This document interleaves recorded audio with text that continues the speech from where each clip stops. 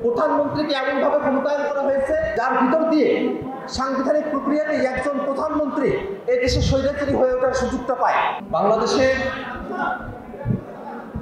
দীর্ঘ সময় ধরে আন্দোলন সংগ্রামের মধ্য দিয়ে বাংলাদেশের জনতা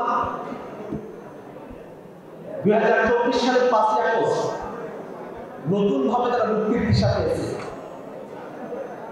বর্তমানে বাংলাদেশে গণতান্ত্রিক উত্তরণের পথ ধরে যাচ্ছে। এই গণতান্ত্রিক উত্তরণের পথে বাংলাদেশের শাসন কাঠামো, বাংলাদেশের বিচার কাঠামো, বাংলাদেশের পুলিশ প্রশাসন থেকে শুরু করে নিয়ে প্রত্যেকটা জায়গায় আমূল সংস্কার দরকার বলে আমরা মনে করি। সে জায়গায় সরকারের তরফ থেকে সংস্কারের যে উদ্যোগগুলো গ্রহণ করা হয়েছে সে উদ্যোগগুলোর সঙ্গে আমরা আমাদের সংহতি ব্যক্ত করেছি।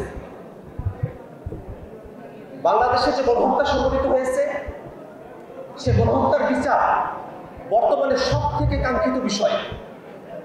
যদি গণহত্যার বিচার করা না হয় তাহলে সময়ে সময়ে স্বৈরাচার ফেসিবাদী যারা আছে ভবিষ্যতেও তারা বাংলাদেশের রাষ্ট্র ক্ষমতাকে দখল করে এদেশের বুকে আরেকবার তারা গণহত্যা, খুন খারাপি, রাহাজানি চাপিয়ে দেওয়ার মতো সুযোগ তারা পেয়ে যাবে।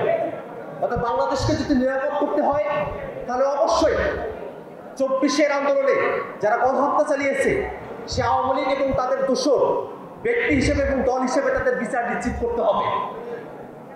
আমরা বিশ্বাস করি বর্তমানে বাংলাদেশ যে সংবিধানের মধ্য দিয়ে পরিচালিত হচ্ছে সেই সংবিধান বাংলাদেশের মানুষের আকাঙ্ক্ষাকে ধারণ করতে ব্যর্থ হয়েছে। এদেশের মানুষের অর্থনৈতিক অধিকারের স্বীকৃতি এই সংবিধান দিতে ব্যর্থ হয়েছে। এই সংবিধানের 1/3 পরবর্তী কোনো সংসদ এসে সংশোধন করতে পারবে না এমন্ত্র বিধান এই সংবিধানে যুক্ত করা হয়েছে। এই সংবিধানে রাষ্ট্রের যে 3টি অর্গান রয়েছে এই 3টি অঙ্গের মধ্যে ক্ষমতার ভারসাম্য নিশ্চিত করা হয় নাই। প্রধানমন্ত্রীকে এমনভাবে ক্ষমতায়ন করা হয়েছে যার ভিতর দিয়ে সাংবিধানিক প্রক্রিয়াতে একজন প্রধানমন্ত্রী এই দেশের স্বৈরাচারী হয়ে ওঠার সুযোগটা পায়। সেই জায়গায় আমরা মনে করি বাংলাদেশের বর্তমান প্রেক্ষাপটে একটি নতুন সংবিধানের বাস্তবতা রয়েছে এবং নতুন সংবিধান যদি আমাদের করতে হয় তাহলে অবশ্যই গণপরিষদ নির্বাচনের মধ্য দিয়ে আমাদের নতুন সংবিধান পেতে হবে। এই কারণে আমরা সরকারের কাছে দাবি জানিয়েছি যে সামনের যে নির্বাচন হবে সে নির্বাচনটি একটি গণপরিষদ নির্বাচন হতে হবে এবং সেই গণপরিষদ নির্বাচিত প্রতিনিধিরা তারা বাংলাদেশকে একটি নতুন সংবিধান উপহার দিবে এবং একই সাথে তারা সংসদ সদস্যের যে ভূমিকা সেই ভূমিকাও তারা পালন করবে। অতএব সংসদ নির্বাচন এবং গণপরিষদ নির্বাচনকে মুখোমুখি দাঁড় করাবার কোনো যৌক্তিক কারণ নেই।